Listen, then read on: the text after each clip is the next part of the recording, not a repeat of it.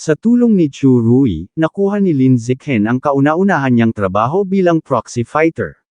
Naupo sila upang pag-usapan ang detalye ng kontrata, kasama ang kliyente na si Hu Yingli, isang dalagang may kulay rosas na buhok, kasama rin sina Shen Qingan at Chu Rui. Ikinwento ni Hu Yingli na matagal na siyang ginagawang target ng pang-aapi ng isang senior na nagngangalang Huang Jiamen. Paulit-ulit daw nitong ninanakaw ang kanyang mamahaling mga damit at bag. Mas lalong naging komplikado ang sitwasyon dahil ang kapatid ni Huang Jiamen na si Huang Jieru ay kasapi ng student council. Dahil dito, itinakda ang bayad sa 11 credits, kung saan isang credit ang mapupunta kay Chu Rui bilang referral fee. Hindi naglaon, personal na hinarap ni Lin Zichen si Huang Jiamen.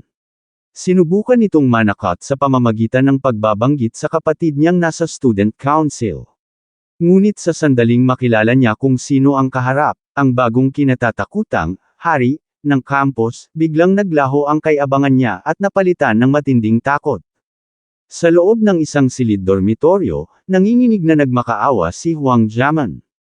Paulit-ulit niyang hinihiling kay Lin Zichen na huwag siyang saktan, lalo na ang kanyang mukha.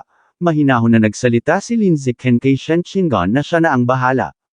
Tumango si Shen Qingan, bahagyang iniunat ang mga kamay, at sinabing naiintindihan niya ang gagawin. Habang matalim ang titig ni Shen Qingan, nagsisigaw si Huang Jiamen na hindi siya maaaring saktan.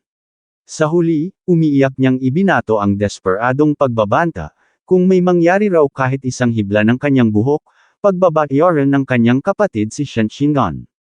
Biglang umalangaw ang isang galit na tinig.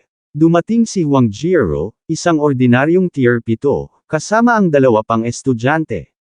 Agad nagsumbong si Huang Jiamen sa kanyang kapatid at umiiyak na nagsinungaling, sinasabing wala raw siyang ginawang masama at siya ang biktima ng pambubuli. Hinarap ni Huang Jieru si Lin Zichen na puno ng galit at inakusahan siyang sumusobra na. Ngunit sa halip na magpakawala ng karahasan, bigla niyang binago ang tono. Sinabi niyang palalagpasin na nila ang insidente sa pagkakataong iyon, basta't huwag na itong mauulit. Nanatiling tahimik si Lin Zichen. Naguluhan ang mga kasamahan ni Huang Jieru. Hindi nila inaasahan ang biglang pag-atres nito at inisip na marahil ay natakot nga siya sa reputasyon ng bagong hari. Akala nila'y doon na magtatapos ang lahat. Ngunit wala sa balak ni Lin Zichen ang umatras. May malamig na tingin, simple niyang inutusan si Shen Qingan na ipagpatuloy ang nasimulan.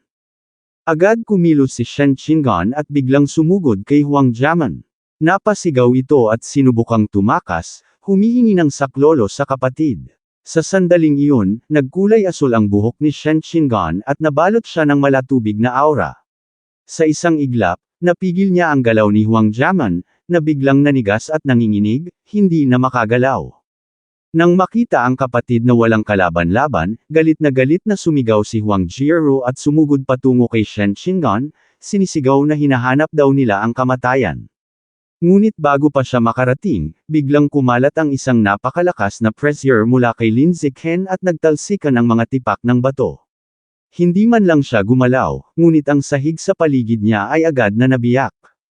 Ang matinding bio-pressure ay naramdaman din nila Huang Jieru at sa kanyang 2 kasama. Agad silang napadiin sa lupa na tila pinako ng isang di nakikitang puwersa. Hindi sila makagalaw ni makapagsalita. Sa loob-loob ni Huang Jieru, may matinding sindak, tila humaharap siya sa isang nilalang na lampas sa kanyang antas. Doon niya napagtanto na si Lin Zichen ay tiyak na may makapangyarihang taga-suporta, isang high-level expert na lihim na nagbabantay sa kanya. Habang nakadagan pa rin ang pressure sa kanila, tumalon si Shen Qingan at nagpakawala ng isang mabigat na sipa. Diretso nitong tinamaan si Huang Jiamen at ibinagsak siya sa sahig, tuluyang nawalan ng kakayahang lumaban. Pagkatapos ng insidente, sa loob ng opisina ng Student Council, personal na iniulat ni Huang Jieru ang nangyari sa Pangulong si Zhou Hong. Ipinaliwanag niyang malinaw nilang naramdaman ang pressure ng isang high-level expert, at iyon ang dahilan kung bakit ganoon ka-arrogant si Lin Zichen. Matapos makinig, mahinahong pinayuhan ni Zhou Hong ang kanyang mga miyembro na iwasan muna si Lin Zichen hanggat hindi nila nalalaman kung sino ang nasa likod nito. Mas mainam daw na magmasid muna. Kung sakaling hindi maiiwasan ang alitan, hanggang verbal warning lamang at huwag haantong sa pisikal na sagupaan. Sa ibang tanggapan, galit na nagrereklamo si Dean Mazinhi kay Mo Dongji, sinasabing nagiging magulo na ang campus.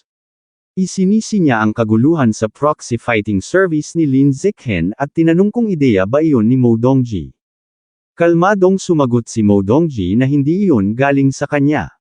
Ngunit idinagdag niyang gusto niya ang direksyong tinatahak ni Lin Zikhen. Matagal na raw inaapi ng student council ang ibang estudyante, at nakakasama iyon sa pangmatagalang pag-unlad ng paaralan. Habang nanginginig sa galit si Dean Mazinhi, diretsahang sinabi ni Mo Dongji na panahon na upang basagin ang matagal nang nakapirming kaayusan. Samantala, 20,000 metro sa ilalim ng Shanghai City, nakatayo ang Lord Rat God, ang Divine Envoy, at isang dambuhalang berdeng halimaw sa harap ng isang kumakabog na lilang bitek sa espasyo.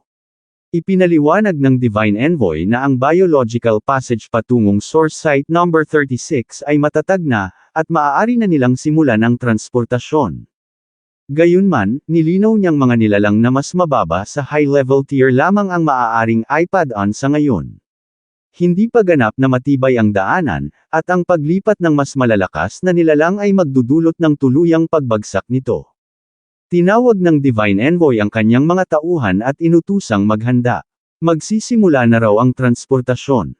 Sinimulan niya ang ritual, iginuhit ang kumikislap na lilang mga ron gamit ang staff at itinuro ang mga ito sa portal.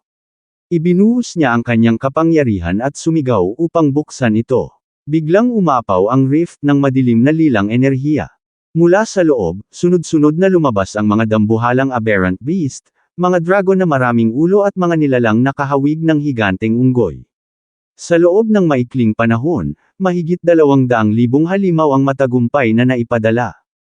Tinanong ng Divine Envoy kung ipagpapatuloy pa ang operasyon. Ngunit bago pa man makasagot ang iba, biglang umalangaw-ngaw ang portal at nagsimulang gumuho. Agad niyang idineklara na hindi na ito matatag at kailangang isara kaagad. Itinaas niya ang kanyang mga kamay upang isara ang rift. Ngunit sa mismong sandaling iyon, isang kamay na may matutulis na kuko ang biglang pamunit sa espasyo at muling binuksan ang portal. Napaurong sa gulat ang lahat. Tinanong ng Lord Rat God at ng berdeng halimaw kung ano ang nangyayari. Habang unti-unting lumilitaw ang isang figurang may puting buhok, mariing sinabi ng Divine Envoy na maghanda sila, isang matinding labanan ang paparating. Mula sa muling nabuksang portal, marahang bumaba ang isang napakagandang babae na may 9 na puting buntot at taingang sorrow. Isa siyang 9-tailed demon fox. Tumingin-tingin siya sa paligid na puno ng pagtataka at marahang nagtanong. Ito nga raw ba ang maalamat na planetang Earth? Ito na po nagtatapos ang ating kabanata, abangan ang mga susunod pa nating upload. Huwag din kakalimutang mag-like, share, subscribe at i-click ang notification bell, para lagi kayong updated sa mga susunod pa nating mga video.